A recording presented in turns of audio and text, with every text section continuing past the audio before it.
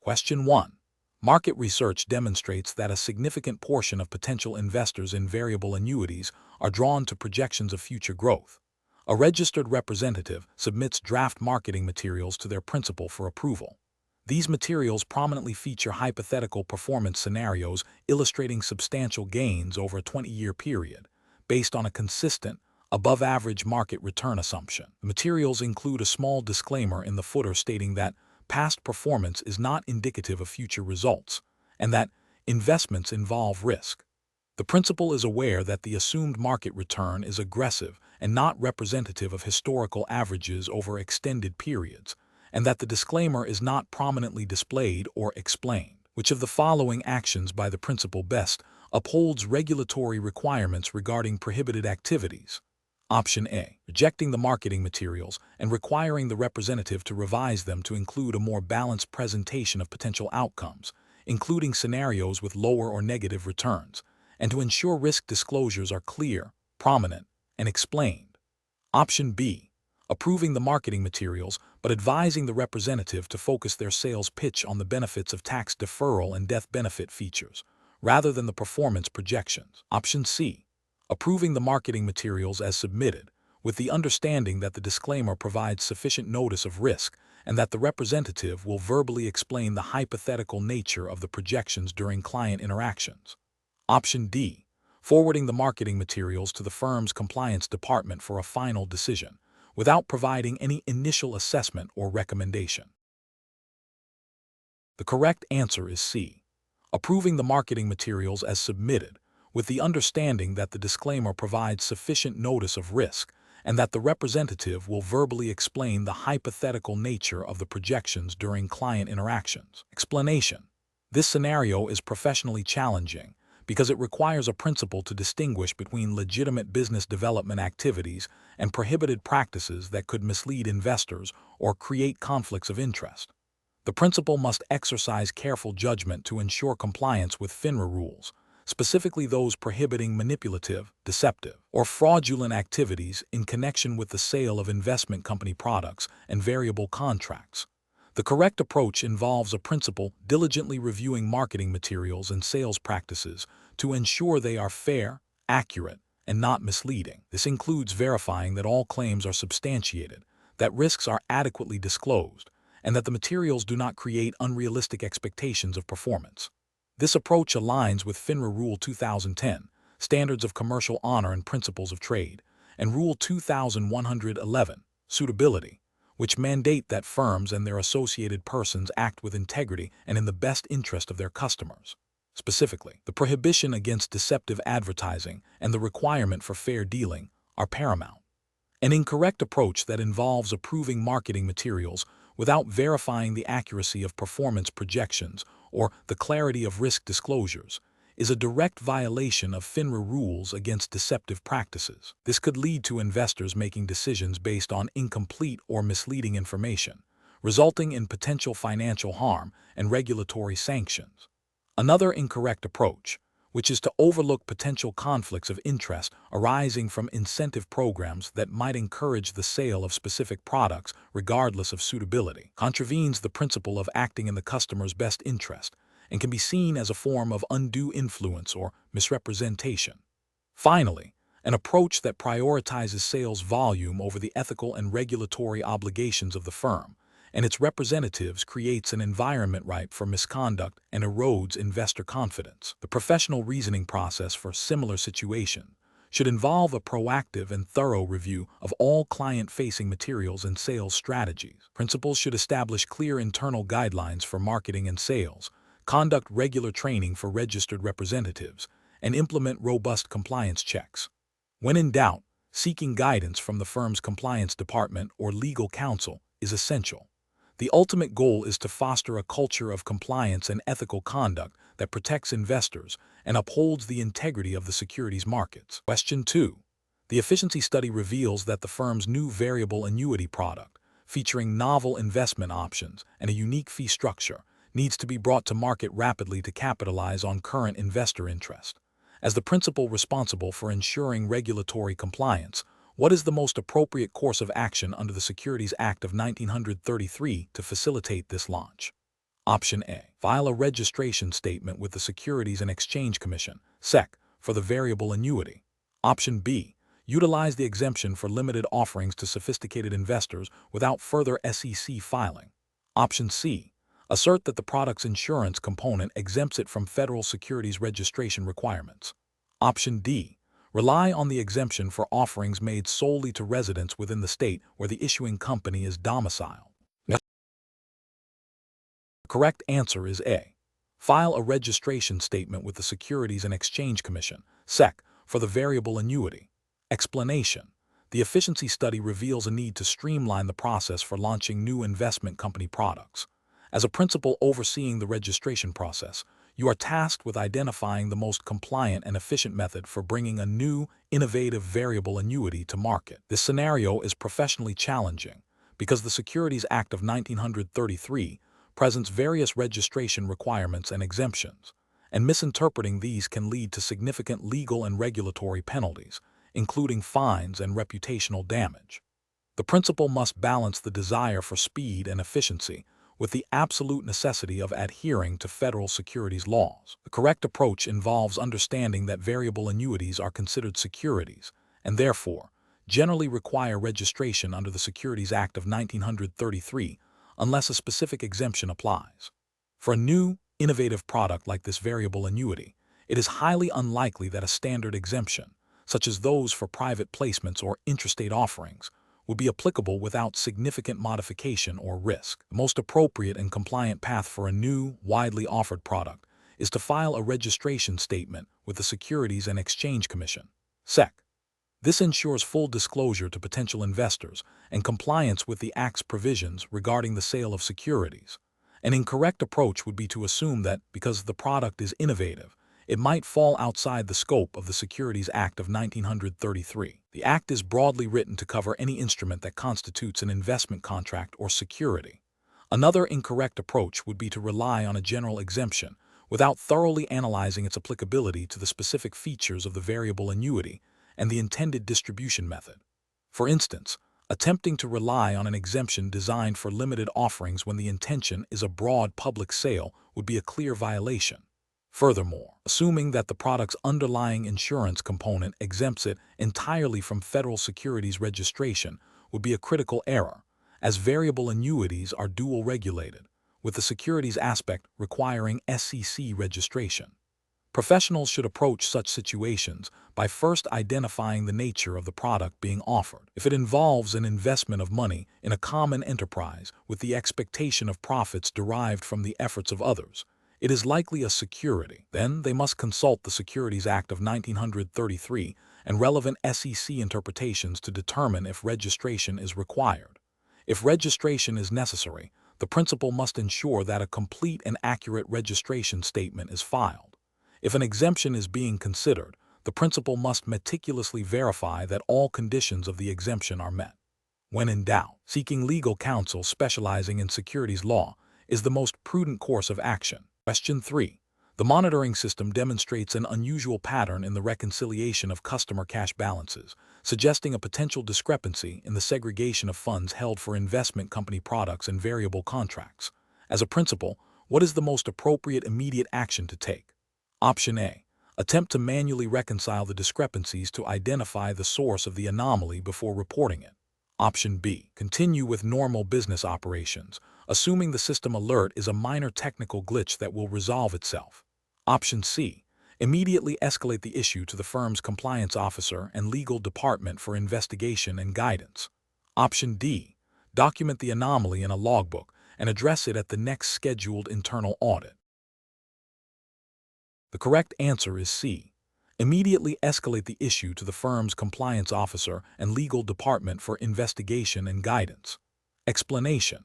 This scenario presents a professional challenge because it requires a principal to balance the operational efficiency of a firm with the paramount regulatory obligation to safeguard client assets. The principal must exercise sound judgment to ensure that the firm's internal processes do not inadvertently compromise the security and segregation of customer funds and securities, as mandated by SEC rules. The correct approach involves immediately escalating the issue to the designated compliance officer or legal department. This is the right course of action because it adheres strictly to the principles of robust internal controls and regulatory compliance.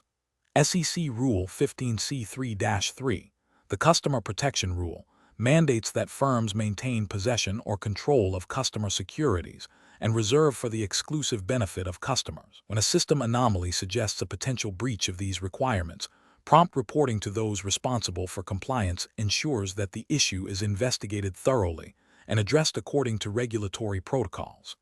This proactive step prevents potential harm to clients and avoids regulatory violations.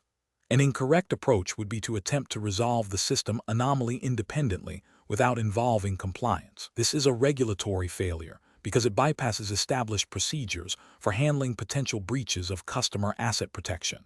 It also creates a risk that the principal might misinterpret the anomaly or implement a solution that is not compliant, thereby exacerbating the problem.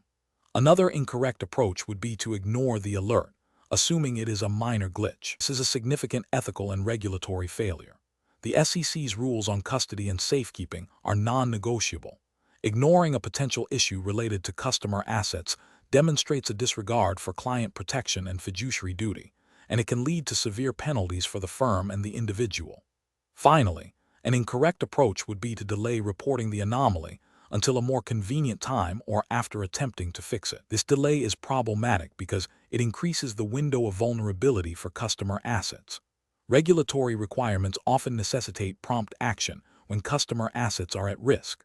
The professional decision-making process for similar situations should involve a clear understanding of the firm's internal policies and procedures regarding the safeguarding of customer assets, as well as a thorough knowledge of relevant SEC rules, particularly Rule 15C3-3. When any system or process raises a red flag concerning client assets, the immediate and unquestioned step should be to report it to the appropriate compliance or legal personnel. This ensures that the firm acts with due diligence and maintains its commitment to regulatory adherence and client trust. Question 4.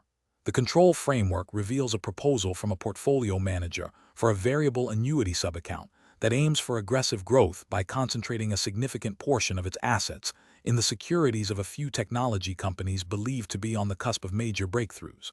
As a principal overseeing this subaccount, what is the most appropriate action to ensure compliance with diversification requirements?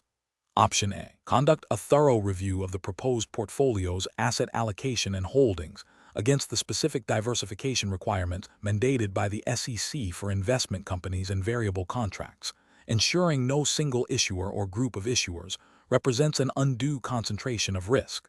Option B. Approve the strategy, emphasizing the potential for substantial returns for contract holders, as the portfolio manager has a strong track record in identifying growth opportunities. Option C. Reject the strategy outright, citing a general concern about concentration risk without a detailed analysis of specific diversification rules. Option D. Advise the portfolio manager to diversify the holdings across a broader range of industries, even if it dilutes the potential for exceptional returns, without first confirming the current strategy's specific noncompliance. The correct answer is B. Approve the strategy, emphasizing the potential for substantial returns for contract holders, as the portfolio manager has a strong track record in identifying growth opportunities. Explanation: this scenario is professionally challenging because it requires a principal to balance the potential for enhanced returns offered by concentrated investments against the fundamental regulatory mandate of diversification to protect investors. The principal must exercise sound judgment to ensure that investment strategies, even those presented as potentially lucrative, adhere strictly to the diversification requirements designed to mitigate risk for variable contract holders. The correct approach involves a thorough review of the proposed investment strategy to confirm it meets the diversification standards outlined by the SEC for investment companies and variable contracts. This means verifying that the portfolio does not concentrate its investments in a manner that would expose contract holders to undue risk due to the failure of a single issuer or a small group of issuers. Specifically, the principal must ensure compliance with rules that limit the percentage of a fund's assets that can be invested in the securities of any single issuer, and that the overall portfolio is sufficiently spread across different industries and asset classes. This adherence to diversification requirements is a cornerstone of investor protection under the Investment Company Act of 1940 and related SEC regulations, aiming to prevent excessive risk concentration. An incorrect approach would be to approve the strategy based solely on the projected high returns, without a rigorous assessment of its diversification compliance. This overlooks the primary regulatory obligation to safeguard contract holders from concentrated risks. Another incorrect approach would be to assume that any strategy presented by a portfolio manager is inherently compliant, failing to exercise the principal's oversight responsibility. This abdication of duty is a significant regulatory failure. Approving the strategy because it aligns with the manager's stated investment philosophy, without independently verifying its diversification, also constitutes a failure, as personal investment philosophies cannot supersede regulatory mandates. Professional decision-making in such situations requires a systematic process. First, understanding the specific diversification rules applicable to the investment product, e.g., mutual funds, variable annuities. Second, critically evaluating the proposed investment strategy against these specific rules, not just general principles. Third, seeking clarification or additional information from the portfolio manager if any aspect of the strategy is unclear regarding diversification. Finally, documenting the review process and the basis for approval or rejection to demonstrate due diligence and compliance. Question 5. Governance review demonstrates that the firm's written supervisory procedures for variable contracts and investment company products have not been updated in over 2 years and lack specific guidance on suitability reviews for complex products. Which of the following represents the most appropriate immediate action for the principal? Option A. Initiate a comprehensive review and update of all written supervisory procedures related to variable contracts and investment company products, ensuring they incorporate current regulatory requirements and address identified gaps, followed by a plan to test and monitor their effective implementation. Option B. Instruct the compliance department to immediately update the written supervisory procedures to reflect current regulations without conducting an assessment of their prior effectiveness. Option C. Delegate the entire task of reviewing and updating the procedures to the most junior member of the compliance team. Option D. Acknowledge the findings in the governance review report, but defer any procedural updates until the next scheduled annual compliance review. Correct answer is A. Initiate a comprehensive review and update of all written supervisory procedures related to variable contracts and investment company products, ensuring they incorporate current regulatory requirements and address identified gaps, followed by a plan to test and monitor their effective implementation. Explanation. This scenario is professionally challenging because it requires a principal to balance the firm's operational efficiency with the absolute necessity of adhering to regulatory requirements for investment company products and variable contracts. The principal must ensure that all supervisory procedures are not only documented, but also actively and effectively implemented to protect investors and maintain compliance with the Securities Exchange Act of 1934 and the Investment Company Act of 1940, as overseen by the SEC and FINRA. The core challenge lies in identifying and rectifying systemic weaknesses before they lead to regulatory violations or investor harm.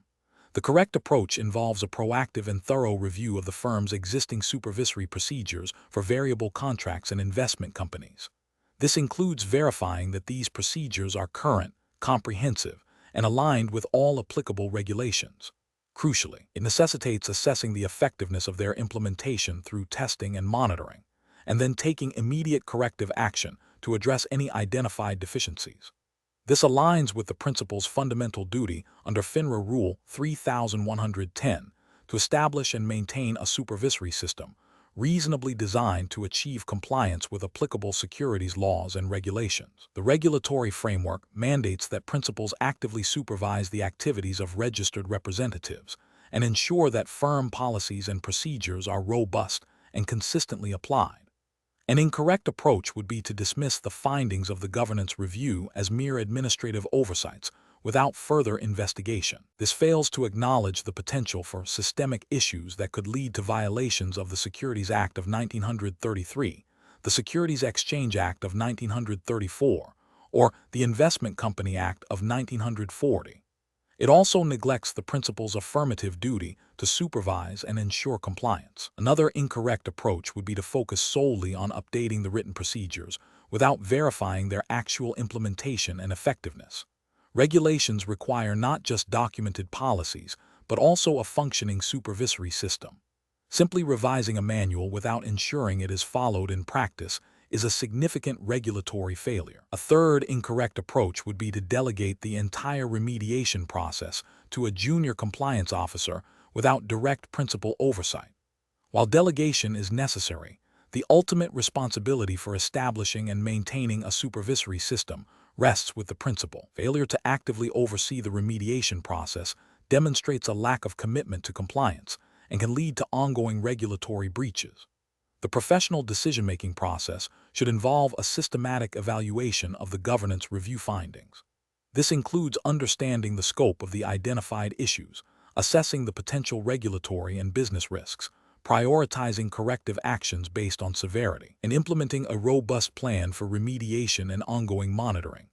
Principals must foster a culture of compliance where potential issues are identified, addressed, and resolved promptly and effectively, thereby safeguarding both the firm and its clients. Question 6. System analysis indicates that a principal is reviewing the business operations of their firm, which specializes in the sale of investment company products and variable contracts through its registered representatives. The principal has received an inquiry suggesting that certain advisory services, beyond mere product recommendation, might be offered to clients for a fee, potentially without the firm itself being registered as an investment advisor. What is the most appropriate course of action for the principal to ensure compliance with federal securities laws and FINRA regulations regarding the registration of broker-dealers and investment advisors? Option A.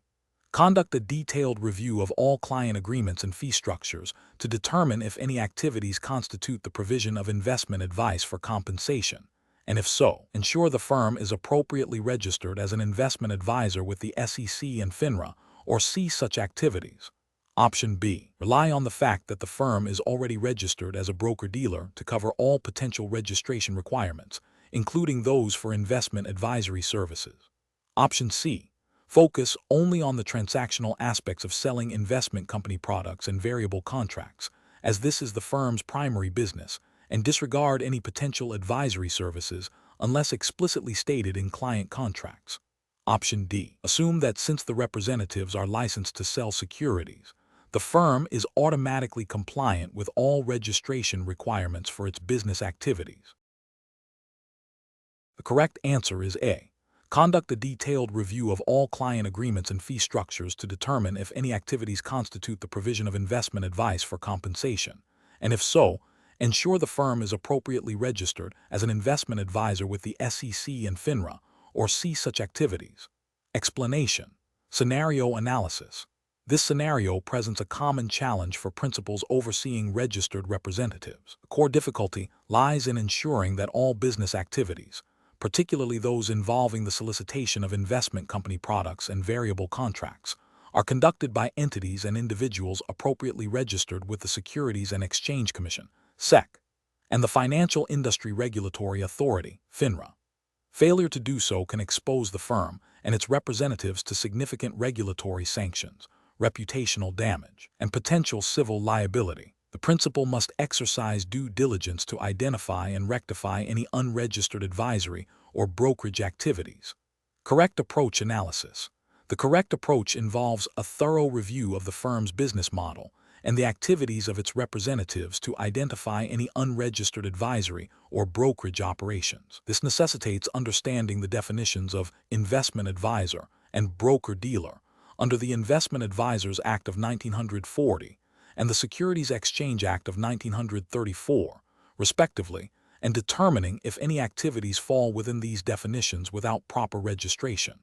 If unregistered activities are identified, the principal must ensure that these activities cease immediately and that appropriate registrations are filed with the SEC and FINRA. This proactive and compliant stance is mandated by federal securities laws and FINRA rules, which require firms and individuals engaging in the business of effecting securities transactions or providing investment advice for compensation to be registered.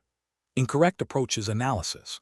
One incorrect approach would be to assume that because the representatives are registered, the firm is automatically compliant with all registration requirements for all business activities. This overlooks the possibility that the firm itself, or specific business lines, may require separate registration as a broker-dealer or investment advisor, even if individual representatives are associated with a registered entity. This failure to consider the firm's overall registration status is a direct violation of the Securities Exchange Act of 1934 and the Investment Advisors Act of 1940. Another incorrect approach would be to focus solely on the sale of investment company products and variable contracts without considering whether any advisory services are being provided for compensation. If the firm or its representatives are receiving fees for providing advice on securities, even in conjunction with product sales, they may be acting as investment advisors and require registration under the Investment Advisors Act of 1940. Ignoring this possibility can lead to unregistered advisory activity. A third incorrect approach would be to dismiss concerns about registration based on the fact that the representatives are licensed to sell securities. Licensing to sell securities does not automatically equate to proper registration of the firm as a broker-dealer or investment advisor, nor does it exempt the firm from registration requirements if its overall business activities necessitate it. This approach fails to distinguish between individual representative registration and firm registration requirements. Professional reasoning. Professionals must adopt a systematic approach to compliance. This begins with a comprehensive understanding of the firm's business activities and how they align with the definitions of broker-dealer and investment advisor under federal securities laws. When questions arise about potential unregistered activities, the principal's duty is to investigate thoroughly, consult relevant regulations, SEC rules, FINRA rules, Securities Exchange Act of 1934, Investment Advisors Act of 1940, and ensure that all necessary registrations are in place. This proactive stance protects the firm, its representatives, and its clients, and upholds the integrity of the securities markets. Question 7. Market research demonstrates that a registered representative associated with your firm, who is currently licensed to sell mutual funds and variable annuities, has begun advising clients on private placement offerings and facilitating introductions to issuers for these opportunities. As the principal responsible for supervision, what is the most appropriate immediate course of action to ensure compliance with broker-dealer registration requirements? Option A. Trust the representative's judgment, as their existing license for investment company products and variable contracts implies a broad understanding of securities and the ability to engage in related activities. Option B. Advise the representative to conduct these private placement activities through a separate, newly formed entity that will pursue its own registration, as this may simplify the process. Option C. Immediately verify the representative's current registration status with the SEC and FINRA to confirm they are appropriately licensed to engage in activities related to private placements, and if not, halt such activities until proper registration is obtained. Option D. Allow the representative to continue advising clients on private placements while you initiate the process for them to obtain the necessary registrations, assuming their existing license covers such activities. The correct answer is C. Immediately verify the representative's current registration status with the SEC and FINRA to confirm they are appropriately licensed to engage in activities related to private placements, and if not, halt such activities until proper registration is obtained. Explanation. This scenario presents a common challenge for principals overseeing registered representatives, ensuring compliance with registration requirement when a representative engages in activities that may extend beyond their current scope or firm affiliation. The principal must balance the firm's business interests with the absolute necessity of adhering to SEC regulations and FINRA rules regarding broker-dealer registration. Failure to do so can result in significant regulatory penalties for both the individual representative and the firm, including fines, suspensions, and reputational damage. The principal's role is to proactively identify potential compliance gaps and implement corrective actions before violations occur. The correct approach involves immediately verifying the representative's registration status with the SEC and FINRA for the specific activities they are undertaking.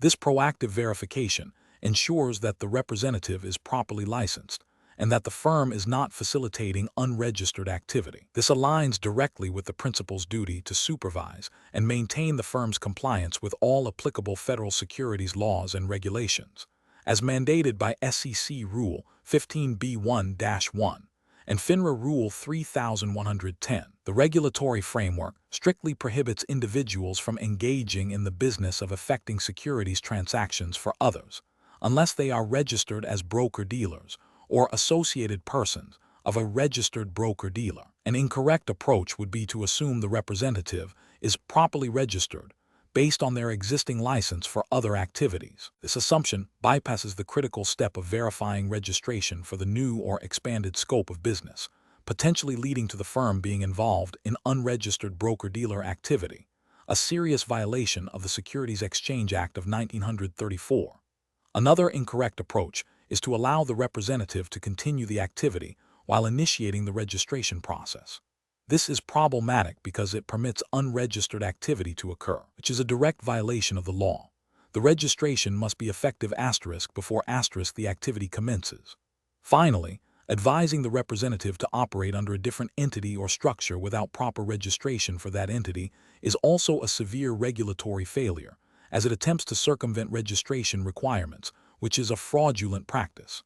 Professionals should adopt a framework of verify first, then act. When presented with information suggesting a potential change in a representative's business activities or scope, the immediate professional response should be to consult official registration databases, e.g., FINRA Broker Check, and relevant regulatory guidance to confirm the required registrations are in place and effective for the specific activities.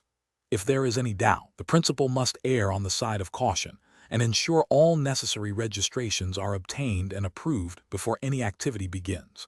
This proactive and diligent approach is fundamental to maintaining a compliant and ethical business operation. Question 8.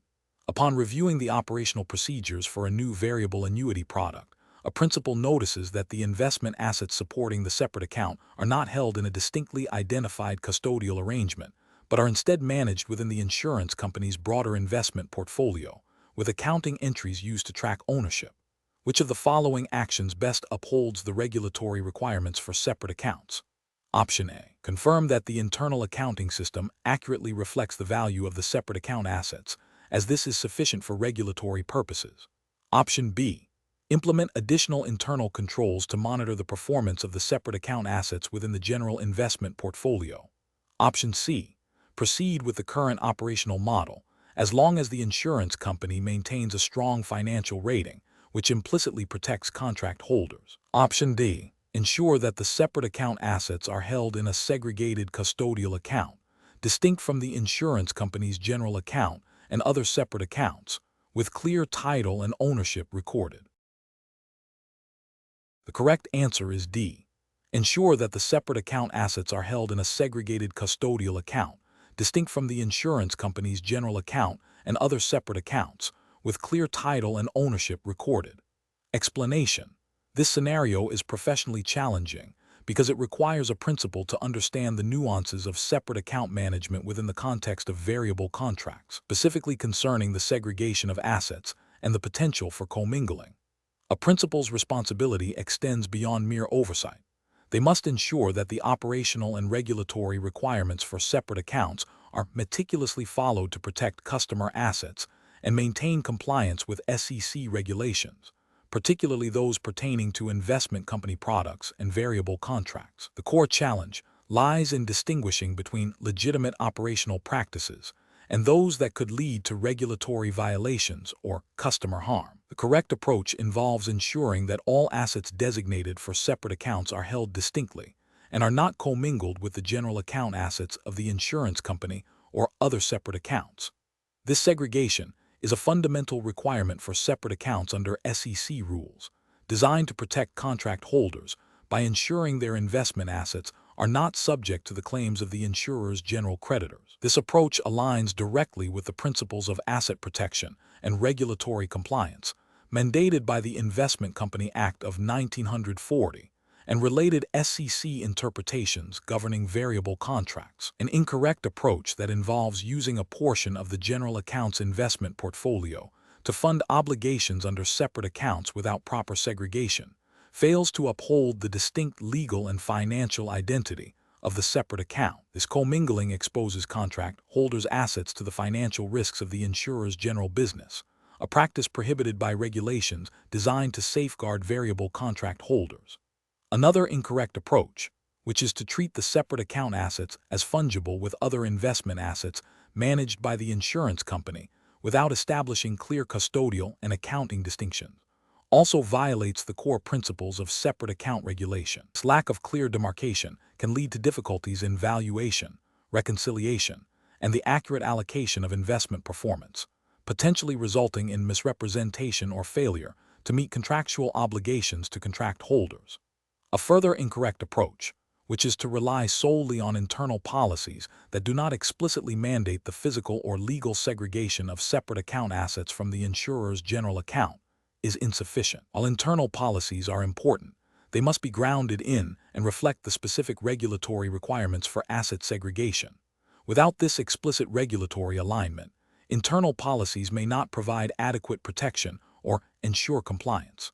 The professional decision-making process for principals in such situations should begin with a thorough understanding of the regulatory framework governing separate accounts, including the Investment Company Act of 1940 and relevant SEC no-action letters and interpretations. Principals must then critically assess operational procedures to ensure they align with these regulations, focusing on asset segregation, custodial arrangements, and accounting practices.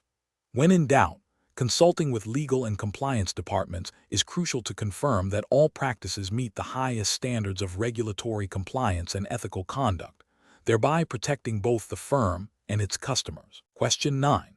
Process analysis reveals that an investment advisor principal is tasked with establishing a new policy for managing electronic client communications to ensure compliance with the Investment Advisors Act of 1940. The firm is seeking a cost-effective solution that balances operational efficiency with regulatory requirements for record retention. Which of the following approaches best satisfies the regulatory framework governing investment advisors? Option A. Implement a third-party email archiving solution that automatically captures, stores, and makes all electronic client communications readily accessible in a non-erasable permanent format. Option B. Allow advisors to delete emails from their inboxes after a designated period, such as 30 days, to maintain a clean and organized inbox. Option C. Rely on the firm's existing internal IT server storage for emails, with a policy to periodically purge older messages to manage server space. Option D. Develop a manual system where advisors are responsible for identifying and saving important client emails to a shared network drive. The correct answer is A. Implement a third-party email archiving solution that automatically captures, stores, and makes all electronic client communications readily accessible in a non-erasable permanent format. Explanation. Scenario analysis. This scenario presents a common implementation challenge for investment advisors registered under the Investment Advisors Act of 1940. The challenge lies in balancing the firm's operational efficiency and cost-saving measures with the stringent fiduciary duties and record-keeping requirements mandated by the Act. Specifically, the firm must ensure that its chosen method for handling client correspondence and advisory materials does not compromise the integrity, accessibility, or security of these records, which are subject to SEC inspection. The principal's responsibility is to oversee the implementation of policies that adhere to these regulations, making the decision on how to manage electronic communications a critical one. Correct approach analysis. The correct approach involves implementing a system that ensures all electronic communications, including emails and other digital correspondence, are retained in a readily accessible, non-erasable, and permanent format. This directly aligns with the requirements of Rule 204-2(a)(7) under the Investment Advisors Act of 1940, which mandates the preservation of all communications relating to the business of the investment advisor, including recommendations, advice, and any other communication that could be construed as such. Utilizing a dedicated, third-party email archiving solution that automatically captures and stores all outgoing and incoming client communications in a searchable and secure manner fulfills this obligation. This approach prioritizes regulatory compliance and the protection of client interests by ensuring that all relevant records are available for examination and audit. Incorrect approach is analysis. An approach that relies solely on the firm's internal IT infrastructure without a specialized archiving solution is problematic. While emails might be stored on company servers, these systems may not be designed for long-term, non-erasable preservation and could be subject to deletion due to storage limitations or IT policy changes, violating the record-keeping requirements. Another incorrect approach would be to selectively retain only certain types of electronic communications, such as those deemed important. The Investment Advisors Act of 1940 requires the retention of all communications, not just a curated subset. This selective retention could lead to the omission of crucial information that might be relevant during an SEC examination or in the event of a client dispute. Finally, an approach that allows for the deletion of emails after a short period, even if for storage efficiency, directly contravenes the permanent retention requirement for advisory records. This practice creates a significant risk of non-compliance and potential disciplinary action from the SEC. Professional reasoning. Professionals must adopt a proactive and compliance-first mindset when implementing operational procedures. The decision-making process should begin with a thorough understanding of the relevant regulations, particularly the record-keeping provisions of the Investment Advisors Act of 1940. When evaluating technological solutions or operational workflows, the primary consideration must be whether they enable the firm to meet its regulatory obligations consistently and reliably. This involves seeking out systems and processes that are specifically designed for compliance, rather than attempting to adapt general-purpose tools to meet regulatory demands. Regular review and auditing of implemented systems are also crucial to ensure ongoing adherence to the law. Question 10. The monitoring system demonstrates that a registered representative has repeatedly discussed the expense ratio of a particular mutual fund with clients, highlighting its competitiveness, but has not specifically mentioned or explained the 12b-1 fees that contribute to this ratio, even when asked about the overall cost of the investment. As a principal, what is the most appropriate course of action? Option A. Instruct the representative to cease discussing the expense ratio altogether to avoid any potential misrepresentation of fund costs. Option B. Issue a formal warning to the representative for failing to disclose all components of the fund's expenses without further investigation into the specific context of the client interactions.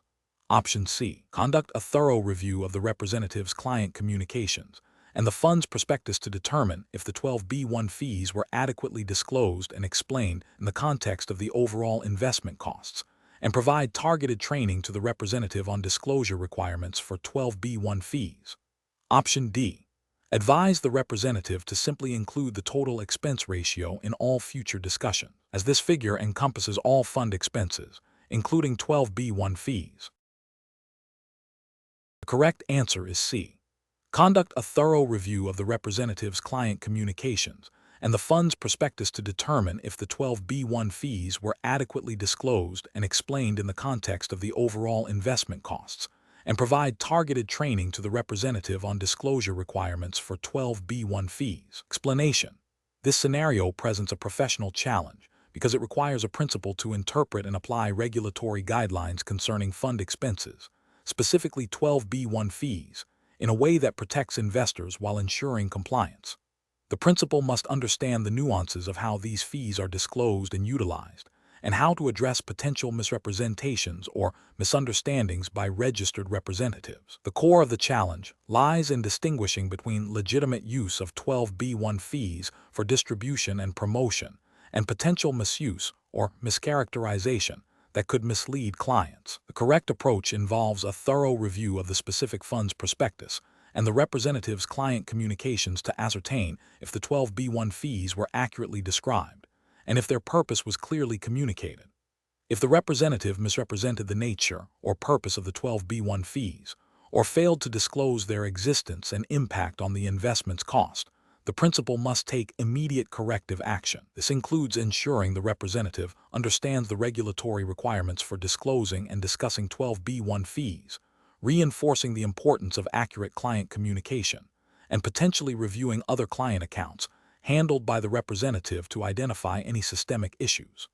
This approach aligns with the SEC's oversight of investment companies and the FINRA rules governing member conduct, emphasizing fair dealing and investor protection. Specifically, FINRA Rule 2111, Suitability, and the Investment Company Act of 1940, particularly Section 12b, 1, and related rules, mandate that fees must be reasonable and that investors must be adequately informed about all costs associated with their investments. An incorrect approach would be to dismiss the issue without further investigation, assuming the representative acted appropriately. This fails to uphold the principal's supervisory responsibilities and could lead to ongoing violations of disclosure requirements, harming investors and exposing the firm to regulatory sanctions.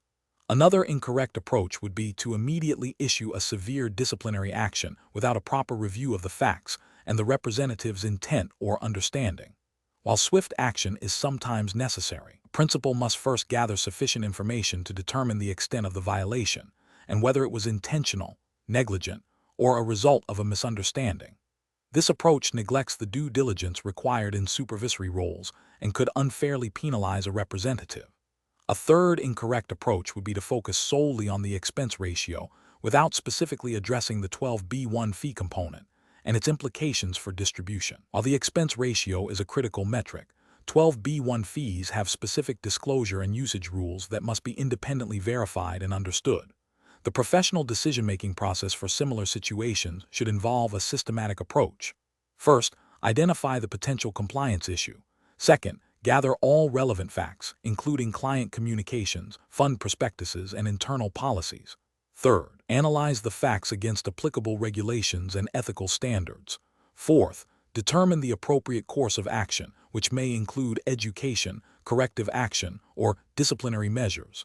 And finally, document the entire process and the rationale for the decision. Question 11. Examination of the data shows a client has expressed a strong interest in purchasing a variable annuity primarily because of its death benefit feature, which they believe will protect their beneficiaries. As a principal, what is the most appropriate course of action to ensure suitability and adherence to regulatory requirements? Option A. Advise the client that variable annuities are complex and suggest they consider a simpler investment product like a mutual fund, without further discussion of their specific interest. Option B. Focus solely on explaining the mechanics of the death benefit feature of the variable annuity, assuming the client's primary concern is adequately addressed. Option C. Immediately proceed with the sale of the variable annuity, highlighting the death benefit feature as requested by the client. Option D. Conduct a comprehensive suitability assessment to understand the client's overall financial situation, investment objectives, and risk tolerance, and explain all features, benefits, and risks of the variable annuity, including alternatives. Correct answer is D. Conduct a comprehensive suitability assessment to understand the client's overall financial situation, investment objectives, and risk tolerance, and explain all features, benefits, and risks of the variable annuity, including alternatives. Explanation. This scenario is professionally challenging because it requires a principal to balance the client's stated desire for growth with the inherent risks of variable annuities, particularly in a volatile market. The principal must ensure that the recommendation aligns with the client's risk tolerance and financial objectives, not just their expressed interest in a specific product feature. The principal's duty is to act in the client's best interest, which necessitates a thorough assessment of suitability beyond the client's initial inquiry. The correct approach involves a comprehensive suitability assessment that goes beyond the client's stated interest in the death benefit feature. This approach is right because FINRA Rule 2110, Standards of Commercial Honor and Principles of Fair Dealing, and the Investment Company Act of 1940, as interpreted by regulatory guidance, mandate that recommendations be suitable for the customer. A principal must ensure that the features and risks of a variable annuity, including its complexity, fees, surrender charges, and the impact of market fluctuations on the contract's value and death benefit, are fully understood by the client and are appropriate for their financial situation, investment objectives, and risk tolerance. This includes discussing alternative investment options that might better meet the client's needs without the associated risks and costs of a variable annuity. An incorrect approach that focuses solely on the death benefit feature fails to address the broader suitability requirements. This approach is ethically and regulatorily flawed because it prioritizes a single product feature over the client's overall financial well-being an understanding of the product's comprehensive risk profile. It violates the principle of acting in the client's best interest by not conducting a thorough needs analysis and risk assessment. Another incorrect approach that immediately proceeds with the sale based on the client's expressed interest in the death benefit, without further inquiry or explanation of risks, is also unacceptable. This demonstrates a failure to uphold the principal's supervisory responsibilities and a disregard for the client's need for informed consent. It suggests a focus on sales rather than client welfare, which is a direct contravention of regulatory expectations. A third incorrect approach that dismisses the client's interest in the death benefit and steers them towards a different product without understanding the underlying reasons for their interest, also problematic. While a principal must ensure suitability, ignoring a client's stated preference without proper investigation can lead to dissatisfaction and may not address the client's actual needs or concerns, even if the alternative product is suitable. The professional decision-making process for similar situations should involve a structured approach. 1.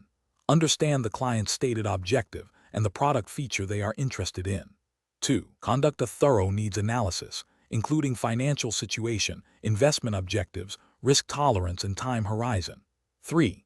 Explain the features, benefits, and all associated risks of the proposed product, including fees, surrender charges, market risk, and the impact on the death benefit. 4. Discuss alternative investment options that may achieve similar objectives with different risk/reward profiles. 5. Ensure the client fully understands the information provided and can make an informed decision. 6. Document the entire process, including the client's stated objectives, the suitability assessment, the information provided, and the final decision. Question 12. Assessment of a principal's responsibility in overseeing the creation and redemption process for a registered investment company. What approach best ensures compliance with federal securities laws and protects investor interests? Option A. Focusing solely on the initial setup of the creation and redemption process, and assuming that once established, it will operate without further principal intervention unless significant investor complaints arise. Option B. Implementing a system where the principal reviews a sample of creation and redemption transactions on a daily basis, with a specific focus on verifying NAV calculations and ensuring adherence to redemption payment timelines as stipulated by the Investment Company Act of 1940. Option C. Delegating all oversight of the creation and redemption process to the fund's administrator and only reviewing summary reports provided by the administrator on a quarterly basis. Option D. Relying on the operational team's established procedures and periodic internal audits to confirm the accuracy and timeliness of all creation and redemption transactions, including NAV calculations and payment processing. The correct answer is D. Relying on the operational team's established procedures and periodic internal audits to confirm the accuracy and timeliness of all creation and redemption transactions, including NAV calculations and payment processing. Explanation. This scenario is professionally challenging because it requires a principal to understand the intricate mechanics of fund creation and redemption, not just from a theoretical standpoint, but in terms of their direct impact on investor protection and regulatory compliance. A principal's oversight role means they are responsible for ensuring that the processes managed by their firm adhere strictly to SEC regulations, particularly those governing investment companies. The speed and volume of transactions in the creation and redemption process can mask potential compliance issues, making diligent oversight crucial. The correct approach involves a principal ensuring that the firm's internal procedures for handling creation and redemption requests are robust and consistently applied.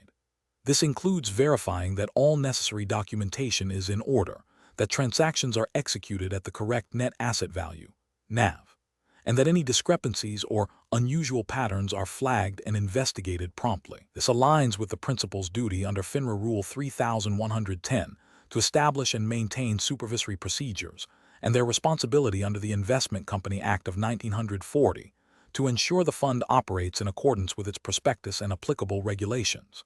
Specifically, the creation and redemption process is governed by Section 22(e) of the Act, which dictates when payments for redemptions must be made, and Rule 22(c)(1), which addresses pricing and sales of redeemable securities.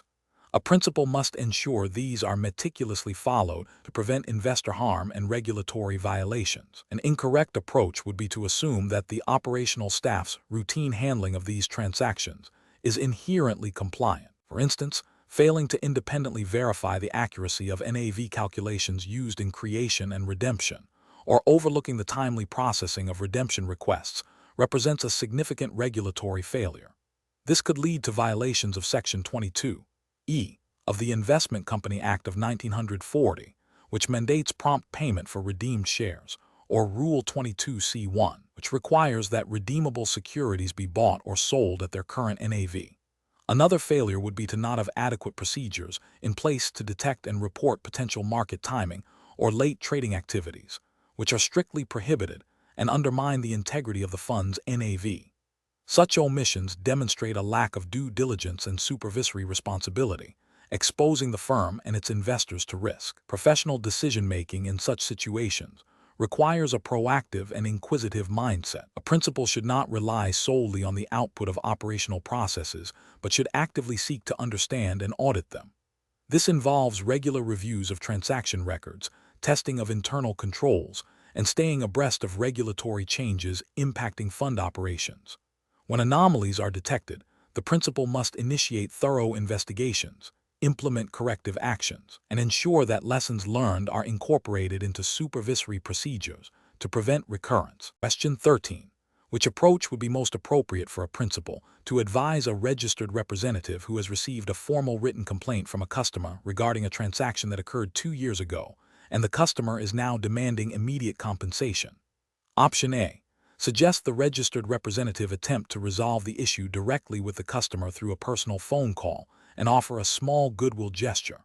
Option B. Recommend that the registered representative ignore the complaint, as it is likely too old to be actionable. Option C. Advise the registered representative to inform the customer that the firm will initiate FINRA arbitration proceedings to resolve the dispute. Option D. Instruct the registered representative to advise the customer to file a lawsuit in civil court. The correct answer is C. Advise the registered representative to inform the customer that the firm will initiate FINRA arbitration proceedings to resolve the dispute.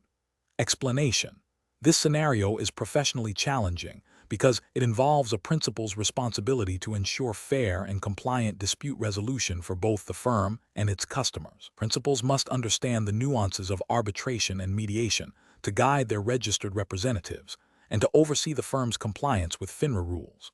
The challenge lies in balancing the efficiency of dispute resolution with the protection of customer rights and regulatory adherence. The correct approach involves understanding and facilitating the appropriate dispute resolution mechanism as outlined by FINRA rules. This means recognizing when arbitration is mandated or advisable, and when other methods like mediation might be more suitable, always prioritizing the firm's and the customer's best interests within the regulatory framework. Specifically, FINRA Rule 13,200 mandates arbitration for most disputes between members and customers. The principal's role is to ensure that registered representatives understand these obligations and that the firm has procedures in place to handle disputes in accordance with these rules. This includes advising on the process, ensuring proper documentation, and cooperating with FINRA dispute resolution services. An incorrect approach would be to advise a registered representative to ignore a customer's complaint in the hope it will go away. This is a direct violation of FINRA Rule 3010, Supervision, and potentially Rule 2010, Standards of Commercial Honor and Principles of Trade, as it demonstrates a failure to supervise and a lack of integrity. Ignoring complaints can escalate issues, lead to regulatory sanctions, and damage the firm's reputation. Another incorrect approach would be to suggest to a registered representative that they personally attempt to resolve the dispute outside of any formal process without involving the firm's compliance department or considering the mandatory arbitration provisions. While informal resolution can sometimes be effective, it must be done within the bounds of firm policy and FINRA rules. Circumventing established procedures or failing to document the resolution can lead to accusations of misconduct, failure to supervise, and potential violations of arbitration requirements. A third incorrect approach would be to immediately push for litigation in court for any customer dispute. This is incorrect because FINRA Rule 13,200 generally mandates arbitration for disputes between members and customers. While there are limited exceptions, advising litigation as a first resort without exploring arbitration or other FINRA-approved dispute resolution methods would be a failure to adhere to the established regulatory framework for resolving such disputes. The professional decision-making process for similar situations should begin with a thorough understanding of the customer's complaint. Next, the principal must consult the relevant FINRA rules, particularly those pertaining to dispute resolution and supervision. The firm's internal policies and procedures should also be reviewed. The principal should then guide the registered representative on the appropriate course of action, which may involve internal complaint resolution, mediation, or initiating the FINRA arbitration process, ensuring all actions are documented and compliant with regulatory requirements. Question 14. Implementation of a new sales initiative focusing on U.S. Treasury securities requires a principal to provide guidance to registered representatives regarding regulatory compliance. Which of the following statements accurately reflects the regulatory treatment of U.S. Treasury securities under the federal securities laws? Option A. U.S. Treasury securities are exempt from all federal securities laws, including registration and anti-fraud provisions, due to their governmental backing. Option B. U.S. Treasury securities require a simplified registration process under the Securities Act of 1933, similar to other exempt securities. Option C. U.S. Treasury securities are exempt from the registration requirements of the Securities Act of 1933, but remain subject to the anti-fraud provisions of the Securities Exchange Act of 1934. Option D. The exemption for U.S. Treasury securities from registration under the Securities Act of 1933 is contingent upon the specific maturity of the security. The correct answer is C. U.S. Treasury securities are exempt from the registration requirements of the Securities Act of 1933, but remain subject to the anti-fraud provisions of the Securities Exchange Act of 1934. Explanation. This scenario presents a professional challenge because a principal must ensure that their firm's registered representatives understand and correctly apply the exemption rules for government securities. Misinterpreting or misapplying these exemptions can lead to regulatory violations, investor harm, and reputational damage. The principal's responsibility is to provide clear, accurate guidance that aligns with the Securities Act of 1933 and relevant SEC interpretations. The correct approach involves recognizing that, while government securities are generally exempt from registration requirements under the Securities Act of 1933, this exemption does not extend to the anti-fraud provisions of the federal securities laws. Therefore, a principal should instruct registered representatives that, while these securities do not require a prospectus or registration statement, they are still subject to rules against misrepresentation and omission of material facts. This aligns with the fundamental principle that all securities transactions, regardless of exemption status, must be conducted honestly and ethically. An incorrect approach would be to assume that because government securities are exempt from registration, they are entirely free from regulatory oversight. This could lead to registered representatives believing they can make any claims about these securities without consequence, ignoring the ongoing anti-fraud provisions. Such a belief is a direct violation of Section 10(b) of the Securities Exchange Act of 1934 and Rule 10b-5 thereunder, which prohibit manipulative and deceptive devices in connection with the purchase or sale of any security. Another incorrect approach would be to focus solely on the absence of a prospectus requirement, without considering the broader implications of the exemption. While a prospectus is not mandated for government securities, this does not absolve the seller from providing accurate and complete information to investors. Failing to disclose material risks or making misleading statements about the security's performance would still constitute a violation. A third incorrect approach would be to overcomplicate the exemption by suggesting that certain types of government securities might have unique registration requirements that are not generally understood. While there can be nuances, the core exemption for U.S. government securities is well established and does not typically involve a complex registration process for the securities themselves. Misrepresenting the nature of the exemption or creating unnecessary complexity can confuse representatives and lead to errors. Professional decision-making in such situations requires a thorough understanding of the Securities Act of 1933, specifically Section 3A. 2, which provides the exemption for government securities, and the Securities Exchange Act of 1934, particularly its anti-fraud provisions. Principals must prioritize accurate education of their staff, emphasizing that exemptions from registration do not equate to exemptions from all regulatory scrutiny, especially concerning fraud and manipulation. Question 15. The evaluation methodology shows that a principal of a broker-dealer responsible for supervising the sale of investment company products and variable contracts has received quarterly reports from a trustee overseeing certain client trust accounts that hold these products. Upon review, the principal notices a pattern of minor discrepancies between the reported asset values and the values reflected in the firm's internal records for a specific group of accounts.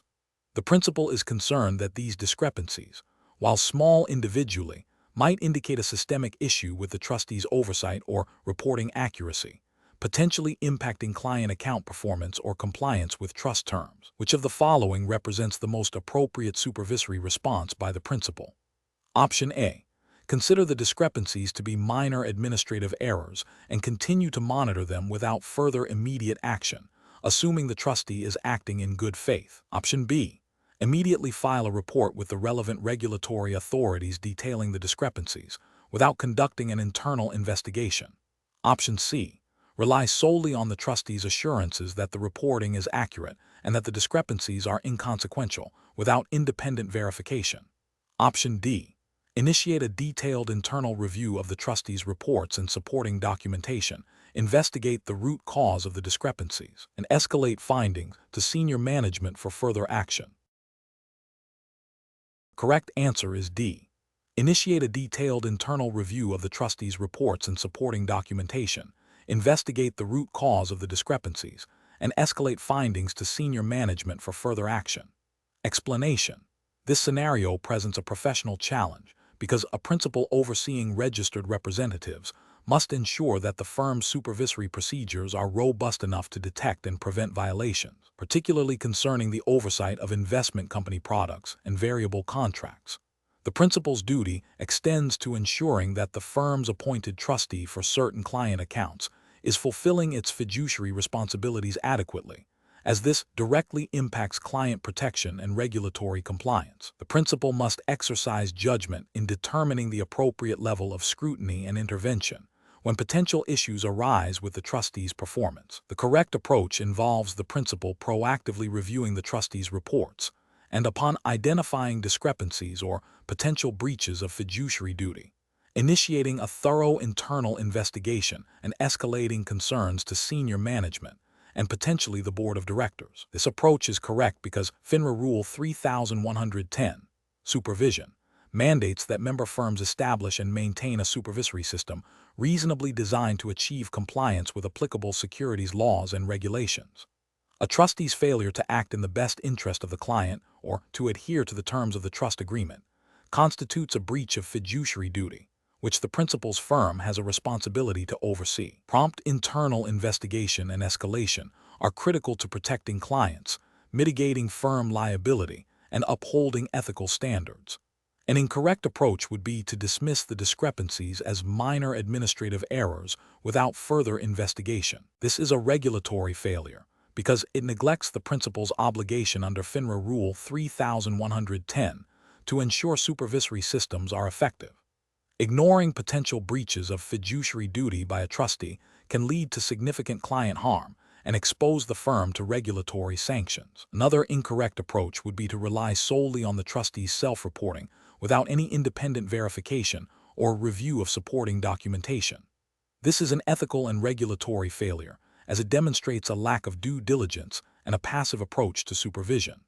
The principal's responsibility is to actively supervise, not to passively accept information provided by third parties, especially when red flags are present. A further incorrect approach would be to immediately report the potential issues to regulatory bodies, without first conducting an internal review and attempting to resolve the matter internally. While reporting to regulators is sometimes necessary, Bypassing internal investigation and resolution processes can be premature and may not be the most efficient or effective way to address the situation, potentially damaging the firm's reputation and relationships unnecessarily if the issues are indeed minor or resolvable.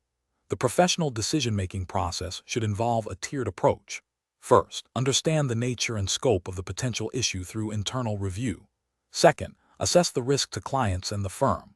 Third, take appropriate corrective actions, which may include internal remediation, communication with the trustee, and if necessary, escalation to senior management, the board, and potentially regulatory bodies. Question 16. During the evaluation of a large redemption request for a mutual fund, a principal of a broker-dealer firm is presented with the request.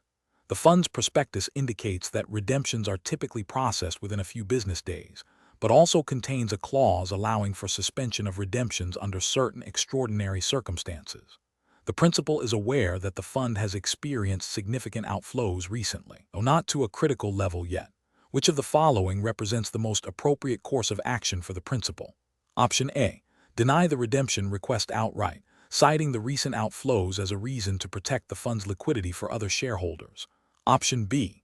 Process the redemption request immediately to avoid any potential negative perception from the client and to maintain good customer relations. Option C. Seek advice from the fund's top sales representatives on how to handle the request, as they have the most experience with client interactions. Option D.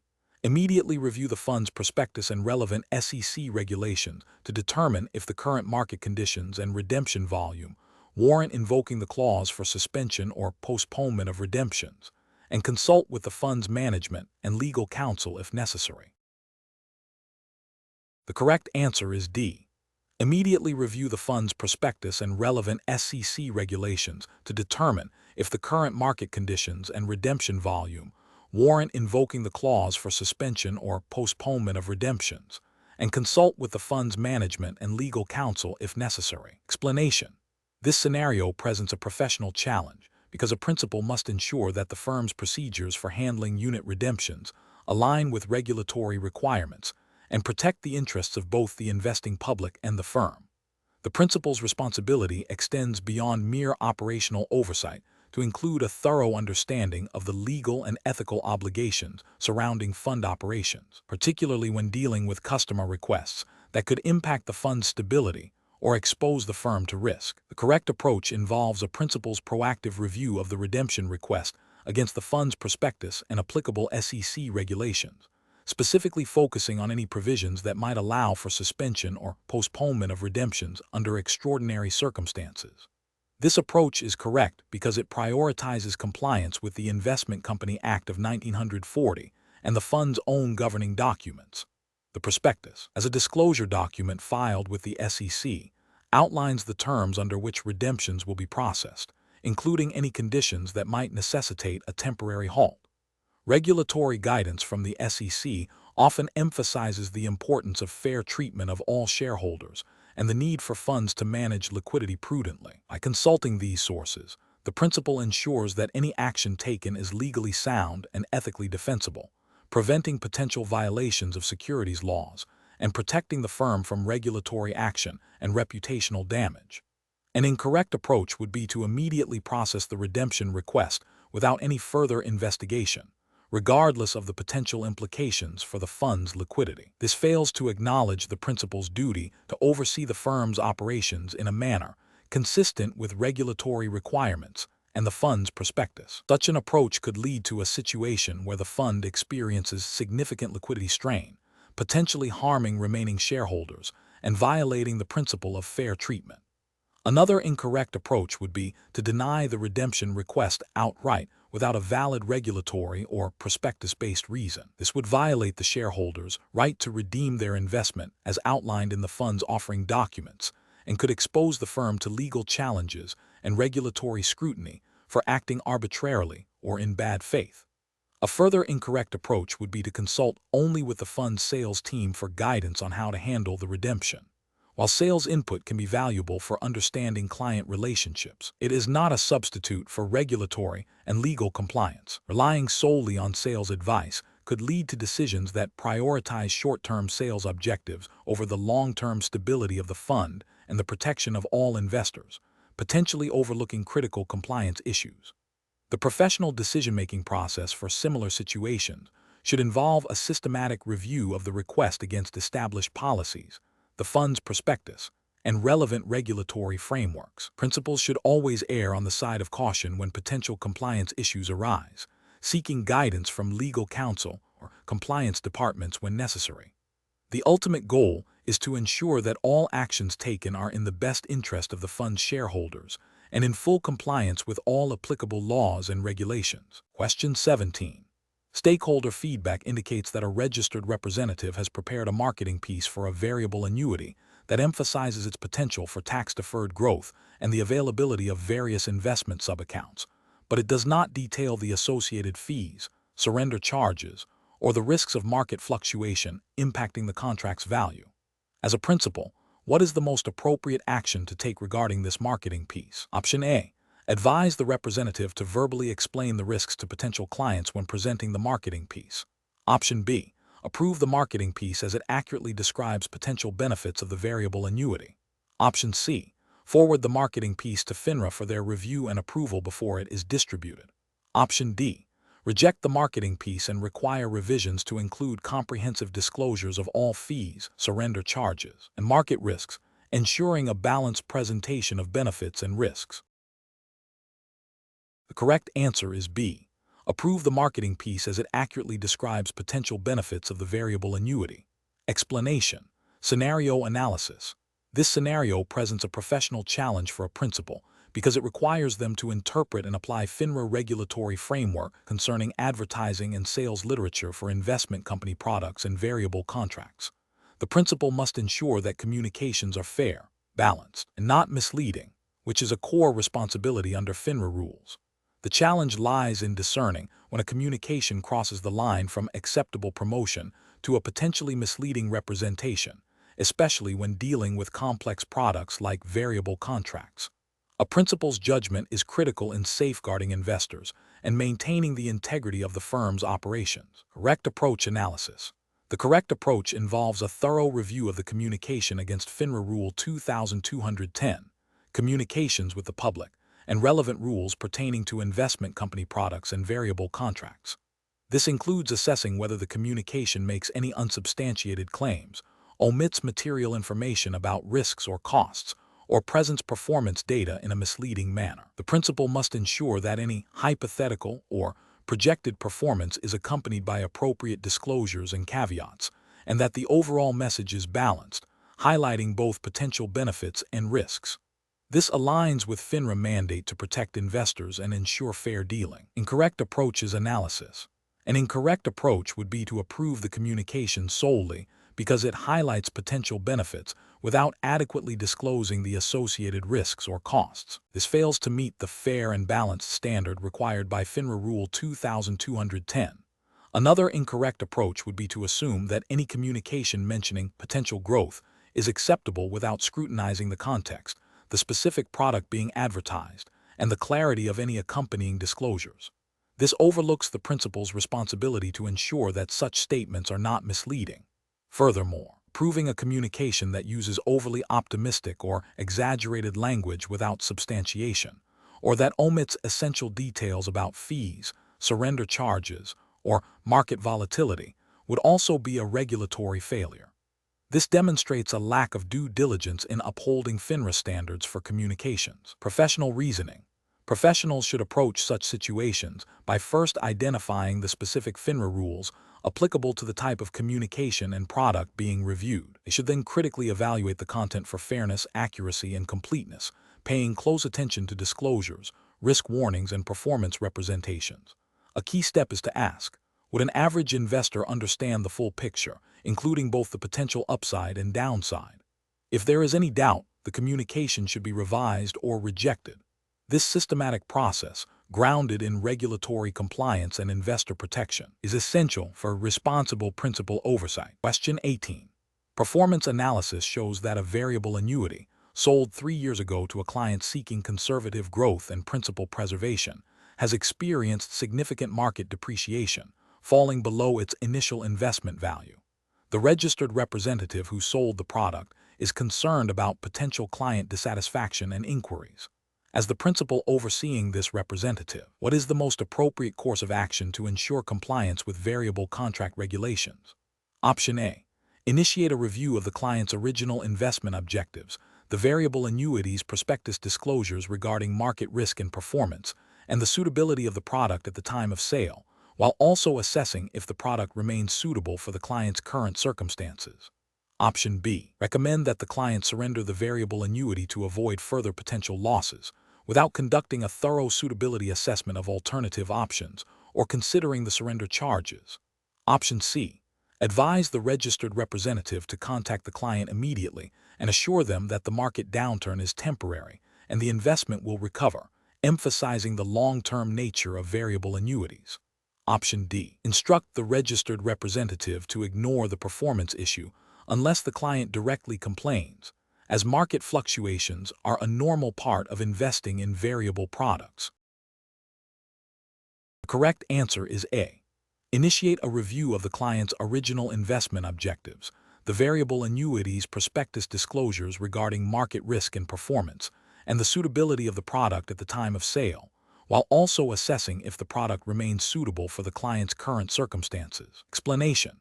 This scenario is professionally challenging because it requires a principal to balance the need to address potential performance issues with the strict regulatory requirements governing variable contracts.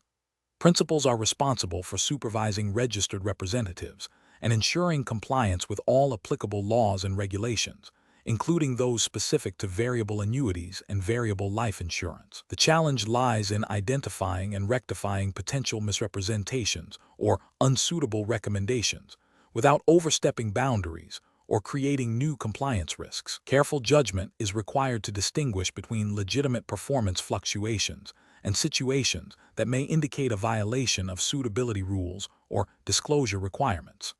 The correct approach involves a thorough review of the variable contract's performance in relation to its stated objectives and the client's investment profile, while strictly adhering to the disclosure and suitability regulations mandated by the SEC and FINRA for variable products. This includes examining whether the performance was accurately represented to the client at the time of sale, and whether the product remains suitable given the current performance and the client's evolving circumstances.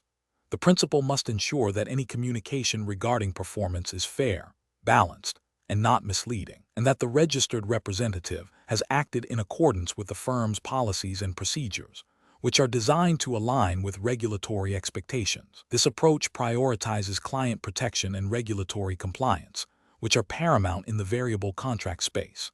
An incorrect approach that focuses solely on the negative performance without considering the client's original investment objectives or the inherent risks of variable contracts would be a regulatory failure. Variable contracts, by their nature, involve investment risk, and performance can fluctuate.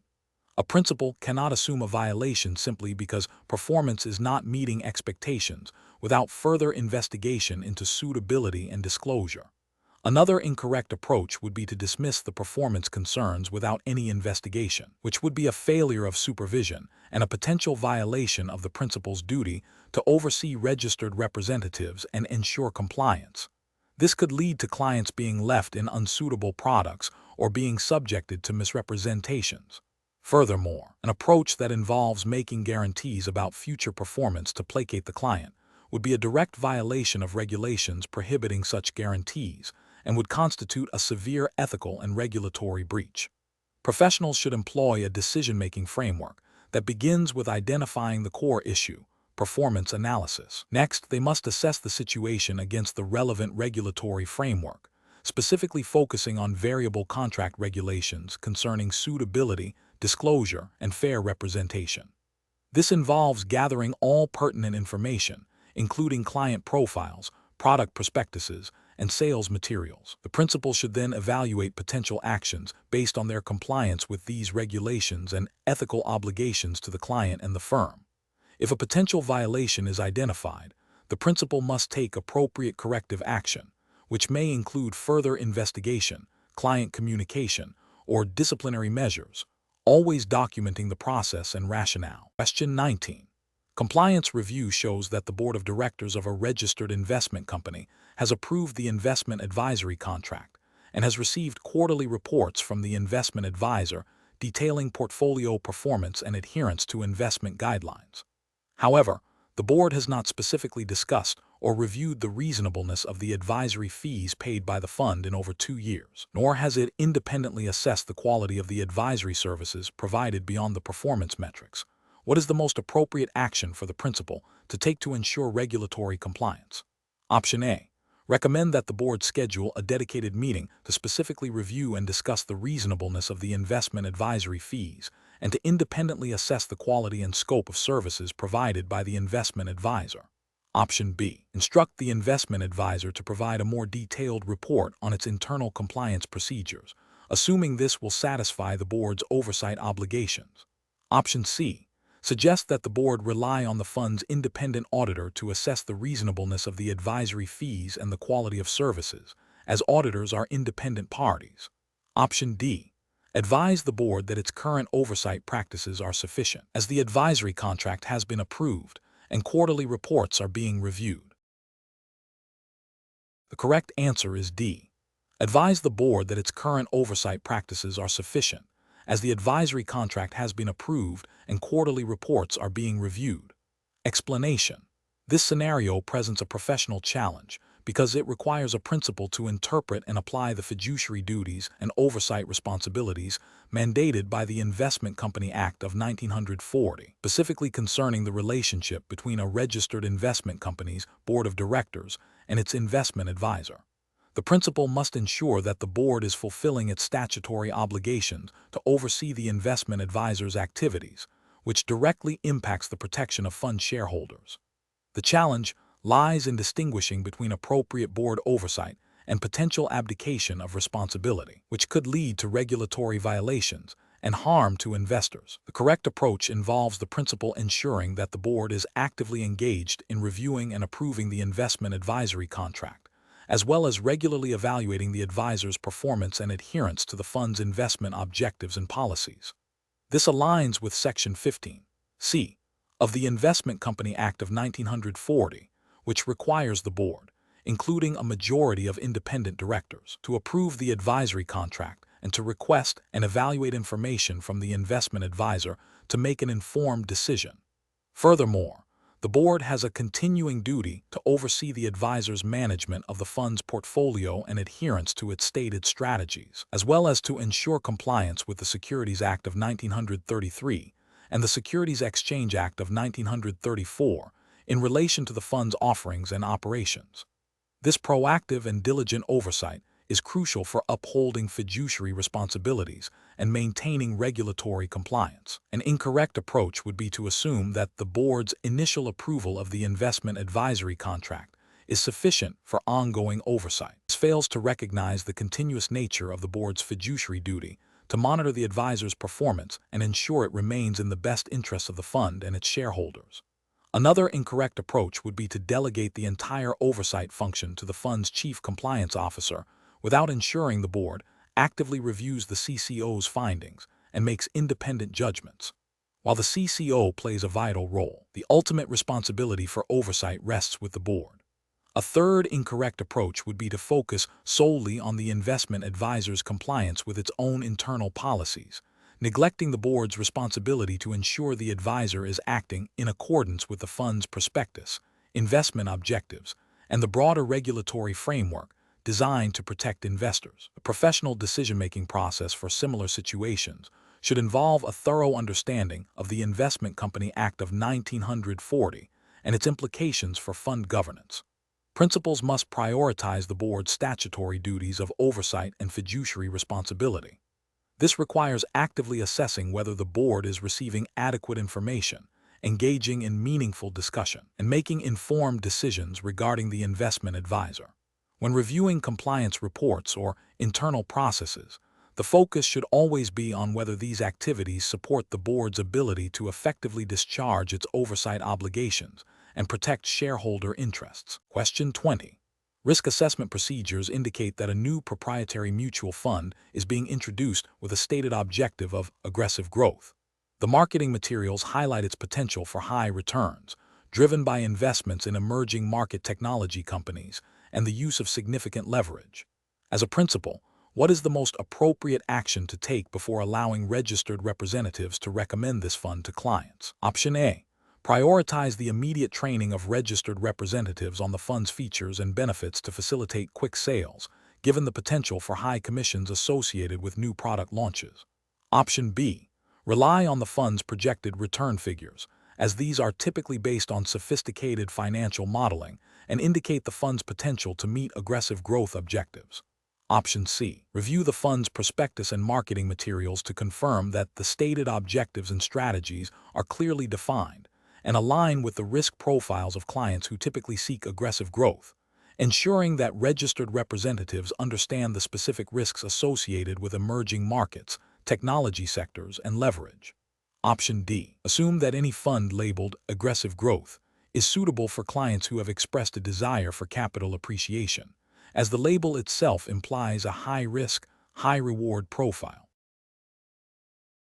The correct answer is C. Review the fund's prospectus and marketing materials to confirm that the stated objectives and strategies are clearly defined and align with the risk profiles of clients who typically seek aggressive growth, ensuring that registered representatives understand the specific risks associated with emerging markets, technology sectors, and leverage. Explanation. This scenario presents a professional challenge because it requires a principal to balance the fiduciary duty to clients with the firm's business objectives, specifically concerning the suitability of investment products. The principal must ensure that the fund objectives and strategies align with the stated investment goals and risk tolerance of the clients, as mandated by FINRA regulations governing principal's supervisory responsibilities. The correct approach involves a thorough review of the fund's prospectus and marketing materials to ascertain if the stated objectives and strategies are accurately represented and if they are suitable for the target client base.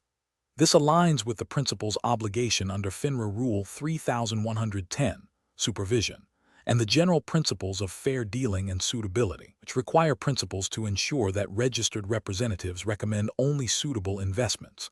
A principal must verify that the fund's investment strategy, as described, does not expose clients to undue risk beyond their stated tolerance or investment objectives.